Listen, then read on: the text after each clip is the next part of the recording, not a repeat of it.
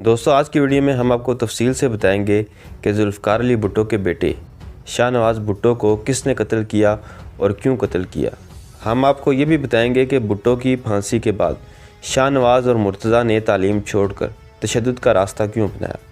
جب بھٹو کے دونوں بیٹوں نے آیت اللہ خمینی سے ملاقات کر کے اپنے باپ کی جان بخشی کے لیے مدد مانگی۔ بینظیر بھٹو اور فاطمہ بھٹو نے اپنی کتاب میں شاہ نواز کی موت کا دردناک واقعہ کیسے بیان کیا ہے۔ فرانس کے ایک فلیٹ میں کراٹے کے ماہر شاہ نواز کو ان کی بیوی نے کیسے زہر دے دیا۔ کیا شاہ نواز اور مرتضیٰ میں رقم کے معاملے پر جھگڑا ہوا تھا جس کے بعد یہ واقعہ ہوا۔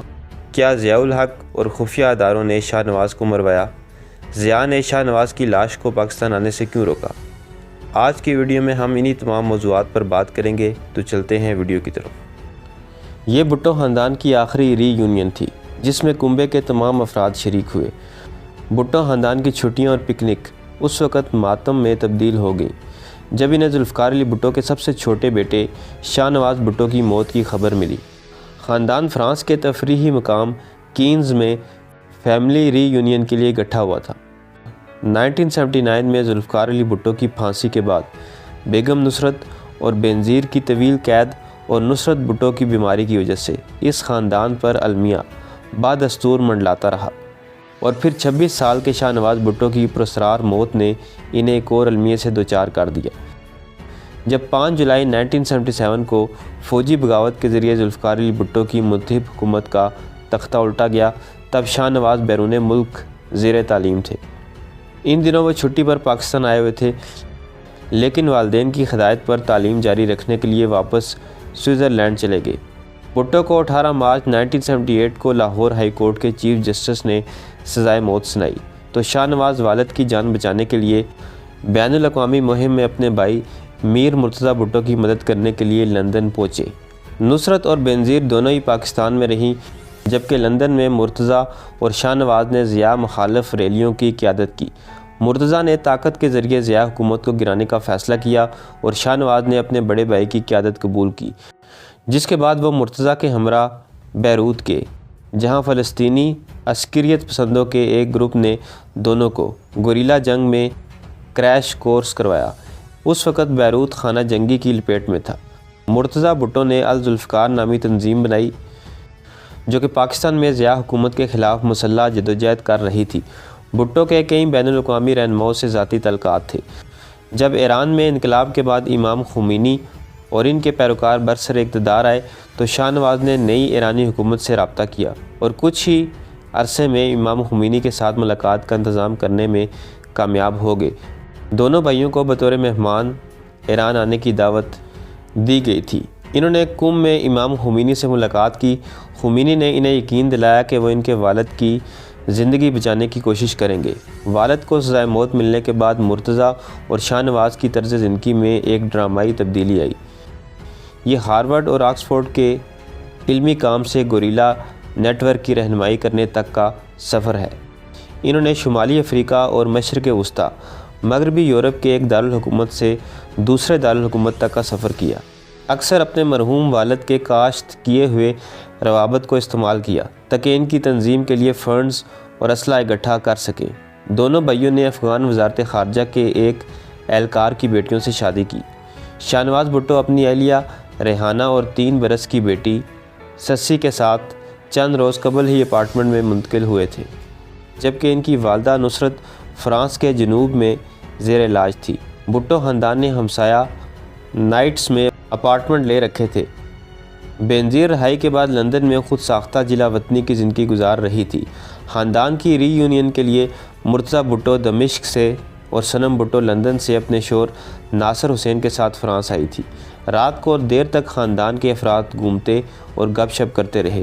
اگلی صبح شاہ نواز کی اہلیہ ریحانہ نے بیگم نصرت بھٹو کو اطلاع دی کہ شاہ نواز کی وفات ہو گئی ہے۔ بینظیر بھٹو کا کہنا ہے کہ انہیں صنم نے بتایا کہ شاہ نواز کو کچھ ہو گیا ہے۔ بینظیر بھٹو نے اپنی آپ بیتی میں لکھا ہے۔ بینظیر لکھتی ہیں کہ جب امی تیسرے ہسپتال کا نمبر ڈائل کر رہی تھی، اتنے میں میر مرتضیٰ اندر آیا۔ وہ ٹوٹا ہوا لگ رہا تھا، خاموشی سے کہہ رہا تھا، میں نے دیکھا اس کی وفات ہو گئی ہے۔ یہ الفاظ ان کے منہ پر تھے۔ نہیں، میں چلائی، امی کے ہاتھ سے فون گر گیا۔ یہ سچ ہے ماں، میں نے اذیت بری سرگوشی کی، میں نے مردے دیکھے ہیں۔ شاہ نواز کا جسم ٹھنڈا ہے۔ بے نظیر نے شاہ نواز کے فلیٹ پر پہنچنے کے بعد وہاں کی صورتحال بھی بتائی۔ شاہ نواز کافی ٹیبل کے پاس کمرے میں قالین پر پڑا تھا۔ اس نے ابھی تک گزشتہ رات والی سفید پتلون پہنی ہوئی تھی۔ اس کا ہاتھ پھیلا ہوا تھا، ایسا لگ رہا تھا کہ وہ سو رہا ہے۔ گوگی میں نے چلا کر اسے جگانے کی کوشش کی، لیکن پھر میں نے اس کی ناک دیکھی جو چاک کی طرح سفید ہو چکی تھی۔ میں نے کمرے کے آس پاس دیکھا، کافی ٹیبل ٹیڑھی ہو گئی تھی۔ ایک تشتری میں برے رنگ کا مایا ساتھ والی میز پر نظر آ رہا تھا۔ کشن آدھے صوفے سے دور تھا اور پھولوں کا گلدان گر گیا تھا۔ میری نگاہیں اس کی میز پر اٹھیں۔ چمڑے کی فائل کا فولڈر موجود نہیں تھا۔ میں نے ٹیرس پر نظر ڈالی، اس کے کاغذات وہاں پڑے تھے۔ فولڈر کھلا ہوا تھا۔ بہت بڑی گڑبڑ ہو گئی تھی۔ اس کا جسم ٹھنڈا تھا۔ خدا جانے کتنا وقت شاہ وہاں زندگی اور موت کی کشمکش میں رہا تھا۔ کسی کو الرٹ نہیں کیا گیا تھا اور کسی کے پاس وقت نہیں تھا کہ ان کے کاغذات کے ذریعے جانتا۔ ریحانہ کے ہونٹ ہلے، میں نہیں سن سکی وہ کیا کہہ رہی تھی۔ زہر، اس کی بہن فوزیہ نے کہا۔ اس نے زہر لیا۔ مرتضیٰ بھٹو کی بیٹی فاطمہ بھٹو اپنی کتاب Songs of Blood and Sword میں اس رات کے واقعے کو یوں بیان کرتی ہیں۔ جب ریحانہ اور شاہ نواز ایونیو ڈی روئی البرٹ پہنچے تو وہ دونوں ناراض ہو گئے۔ راستے میں ان کے درمیان بحث ہو گئی۔ وہ لکھتی ہیں، شاہ ایک کیسینو میں جانا چاہتے تھے اور ریحانہ گوگو نائٹ کلب میں جانا چاہتی تھی۔ جب وہ اپارٹمنٹ بلاک کی لابی میں پہنچے تب معاملہ خاصا خراب ہو چکا تھا۔ مرتضیٰ نے پوچھا کیا معاملہ ہے؟ ریحانہ نے اسے اپنے کام سے کام رکھنے کو کہا۔ مرتضیٰ نے غصے کا رد عمل ظاہر کیا اور توقع کی کہ شاہ اپنی بیوی کا غصہ ٹھنڈا کرنے کے لیے قدم اٹھائے گا، لیکن اس وقت میرے والد اور ریحانہ کے مابین تیز الفاظ کا تبادلہ ہو رہا تھا اور شاہ درمیان میں پھنس گئے۔ ریحانہ نے میرے والد سے کہا، اپنا سامان بیگ میں پیک کرو اور میرے گھر سے نکل جاؤ۔ پاپا نے ناراض ہو کر قسم کھائی کہ ان کی توہین کی گئی تھی۔ وہ ہماری چیزیں پیک کرنے لگے۔ مجھے یہ جھگڑا یاد ہے۔ میری خواہش تھی کہ سب لوگ چیخنا بند کر دیں۔ کچھ ہی منٹوں میں ہم جونم کے فلیٹ پر چلے گئے۔ 18 اگست کی سپہر 1:45 بجے ریحانہ کے دروازے کی گھنٹی بجی۔ وہ بہت تکلیف میں تھی اور ابتدا میں پاپا انہیں اندر آنے کی اجازت دینے کے موڈ میں نہیں تھے۔ جونم نے دیکھا کہ کچھ گڑبڑ ہے اور مرتضیٰ سے کہا کہ اس سے بات کرے۔ کچھ گڑبڑ ہے، ریحانہ نے انہیں بتایا۔ جونم نے فوراً پولیس کو بلایا اور شاہ کے اپارٹمنٹ کا پتہ دیا۔ اس کے بعد یہ سب لوگ شاہ نواز کے فلیٹ کے لیے روانہ ہوئے۔ فاطمہ بھٹو مزید لکھتی ہے، جب وہ اپارٹمنٹ میں داخل ہوئے تو دیکھا کہ شاہ کی لاش صوفے اور کافی ٹیبل کے بیچ کمرے کے فرش پر اوندے منہ پڑی تھی۔ مرتضیٰ بعد میں کہتا تھا کہ مجھے معلوم تھا کہ وہ مر گیا تھا۔ شاہ کے سینے پر نیلے رنگ کے نشانات تھے اور اس کا چہرہ پہلے ہی نیلا اور سیاہ ہونا شروع ہو گیا تھا۔ مرتضیٰ کو زہر کا شبہ ہوا اور اپارٹمنٹ میں تلاش شروع کر دی۔ 1 سال قبل ان بھائیوں کو زہر کی چھوٹی سی شیشیاں دی گئی تھی کہ اگر وہ کبھی ضیاء کے حکام کے ہاتھوں گرفتار ہو جائیں تو استعمال کر لیں۔ ایک ڈاکٹر کچن میں کھڑا تھا۔ جب مرتضیٰ نے کچرے کی ٹوکری کھولی تو اسے کئی ٹیشوؤں کے نیچے شیشے کی ایک چھوٹی سی بوتل ملی جس پر پنیٹر آکسائڈ کا لیبل لگا ہوا تھا۔ اس نے بوتل ڈاکٹر کے حوالے کی اور پولیس کو اس کی اطلاع دی۔ اس نے پولیس کو بتایا کہ شاہ پر 4 قاتلانہ حملے ہو چکے ہیں اور یہ ممکن تھا کہ کوئی فلیٹ میں گھس آیا ہو۔ شاہ نواز کی لاش پولیس کے اٹھانے سے پہلے مرتضیٰ ماں کو مطلع کرنا چاہتا تھا، لہٰذا وہ نصرت کو لینے چلا گیا۔ اس واقعے کے مشتبہ ہونے کے بعد طویل تحقیقات کا سلسلہ شروع ہوا جو بھٹو خاندان کے لیے مزید اذیت کا باعث بھی بنا۔ پاکستان کے آمد جنرل ضیاء الحق نے پاکستانی میڈیا پر یہ مشہور کر دیا کہ شاہ نواز بھٹو کی موت نشے اور شراب کے استعمال سے ہوئی ہے۔ شاہ نواز کی ہلاکت سے متعلق طرح طرح کے مفروضے صرف فرانس میں ہی نہیں بلکہ پاکستان اور دیگر ممالک میں گردش کر رہے تھے۔ کہا گیا کہ ان کی لاش کے قریب ایک خالی شیشی ملی ہے جس میں شاید زہر تھا۔ سب سے زیادہ اس تھیوری نے زور پکڑا کہ شاہ نواز کو کسی نے زہر دیا ہے۔ 3 مفروضے بہت مشہور ہوئے۔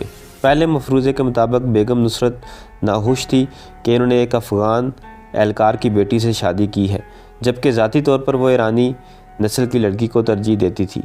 مرتضیٰ کے ساتھ الذوالفقار تنظیم کی حکمت عملی کے بارے میں اختلافات کے باعث یہ سب ہوا۔ تیسری تھیوری موت کے موقع پر بیوی سے جھگڑے سے متعلق ہے۔ کہا گیا کہ ان کی اہلیہ ڈانس کلب جانا چاہتی تھی جبکہ شاہ نواز نے کسینو کو ترجیح دی، لیکن یہ بات اتنی بڑی نہیں لگتی کہ اس اختلاف پر شاہ نواز کو زہر دیا گیا ہو۔ زہر خوری کی تھیوریز میں بھی متعدد اور متضاد سوالات ہیں۔ اگر یہ خودکشی نہ تھی تو کوئی دوسرا ان کو موت کے کیپسول کھانے پر مجبور نہیں کر سکتا تھا، کیونکہ شاہ نواز کراٹے کا ماہر تھا۔ جمشید مارکر جو فرانس میں پاکستان کے سفیر تھے، اپنی یادداشتوں خاموش سفارتکاری میں لکھتے ہیں کہ شاہ نواز کی موت کی اطلاع ملنے کے بعد انہوں نے ڈی گراساؤ کے ذریعے معلومات اکٹھی کی۔ ڈی گراساؤ فرانسیسی سیاستدان تھے۔ تقریباً 6 ہفتے بعد ڈی گراساؤ نے حتمی رپورٹ دی کہ نائس کے ایل ریستوران میں بھٹو خاندان کے قریبی افراد بشمول بیگم نصرت، بینظیر، صنم مرتضیٰ اور شاہ نواز اپنی بیگمات کے ساتھ ڈنر کے لیے اکٹھے ہوئے۔ وہاں رقم کے معاملے پر گرما گرم بحث ہوئی اور دونوں بھائیوں میں ہاتھا پائی بھی ہوئی۔ اس کے بعد پارٹی ختم ہوگی۔ شاہ نواز اور ان کی بیگم اپنے ہوٹل کے کمرے میں چلے گئے تو مرتضیٰ ان کے پیچھے گئے اور دونوں بھائیوں کے درمیان دوبارہ تو میں ہوئی۔ مرتضیٰ اور بینظیر کو یقین تھا کہ انہیں زہر دیا گیا، شاید ان کی بیوی کے ذریعے۔ ان کا خیال تھا کہ اس نے ضیاء کی ایجنسیوں کے ساتھ گٹھ جوڑ کر لیا تھا۔ غیر ملکی میڈیا نے یہ خبر بھی دی کہ ایک پاکستانی انٹیلیجنس اہلکار شاہ نواز کی ہلاکت کے ایک دن بعد کینز میں دیکھا گیا تھا۔ جیسے ہی فرانسیسی تفتیشی ٹیم نے لاش ورثا کے حوالے کی، بینظیر نے اپنی چھوٹی بہن صنم بھٹو اور ان کے قریبی ساتھیوں کے ہمراہ پاکستان جانے کا اعلان کیا اور کہا کہ وہ تدفین کے لیے سندھ کے شہر لاڑکانہ میں بھٹو کے آبائی گھر گڑی خدا بخش جائیں گی۔ نوجوان بھٹو کی میت ورثا کے حوالے کرنے میں فرانس کی طرف سے طویل تاخیر نے پاکستان میں فوری جذباتی لمحے کو ٹھنڈا کر دیا۔ اس تاخیر نے ضیاء حکومت کو وطن واپسی کے لیے منصوبہ بندی بنانے اور دیگر سیاسی رہنماؤں کے ساتھ بینظیر بھٹو کے رابطے کو محدود کرنے کا وقت بھی دیا۔ بالآخر جنرل ضیاء الحق نے خاندان کے قبرستان میں تدفین کے لیے بینظیر بھٹو کو بھائی کی میت لانے کی اجازت دے دی۔ ہوائی اڈے پر بہت سارے بین الاقوامی پریس کے صحافی موجود تھے۔ ہوائی اڈہ افسردگی سے گرا ہوا تھا۔ سنگاپور ایئر لائن کی پرواز کو مسلح کمانڈوز نے گھیر لیا۔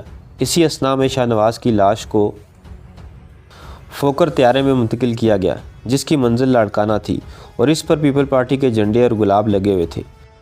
شاہ نواز کی میت کو آخری غسل دیا گیا اور پھر جنازہ لاڑکانہ اسٹیڈیم میں لایا گیا۔ اس کے بعد ان کی لاش کو گڑی خدا بخش لے جایا گیا اور انہیں پیپل پارٹی کے جھنڈے میں سپرد خاک کر دیا گیا۔ 6 دسمبر 1988 کو خبر رساں ایجنسی اے پی نے اطلاع دی کہ فرانس کی ایک عدالت نے وزیر اعظم بینظیر بھٹو کی بھابھی کو اپنے شوہر کی موت کے الزام میں 2 سال قید کی سزا سنائی ہے۔ عدالت کے فیصلے کے فوراً بعد بی بی سی نے ریحانہ کے وکیل کے بارے میں اطلاع دی کہ ریحانہ نے بھی اب اس بات کو قبول کر لیا ہے کہ شاہ کو قتل کر دیا گیا تھا۔ ریحانہ نے اس کے جسم میں زہر پھیلنے کے چند گھنٹوں بعد ہی اس کو اگلے کمرے میں دیکھ لیا تھا۔ ابتدائی تفتیش میں اس نے تفتیش کاروں کو بتایا کہ اس نے اپنے شوہر کو اپنے کمرے میں آہو بکا کرتے ہوئے سنا، لیکن اس نے کوئی توجہ نہیں دی کیونکہ وہ اس سے ناراض تھی۔ فاطمہ بھٹو نے فرانس میں خاندان کے حوالے سے شبہ ظاہر کیا کہ معاملے میں امریکہ اور پاکستان کے خفیہ ادارے ملوث ہو سکتے ہیں، لیکن اس پہلو پر تحقیقات نہیں کی گئی۔ تو دوستو، یہ تھی میری آج کی ویڈیو پسند آئے تو چینل کو سبسکرائب کریں۔ ملتے ہیں اگلی ویڈیو میں۔ اللہ حافظ۔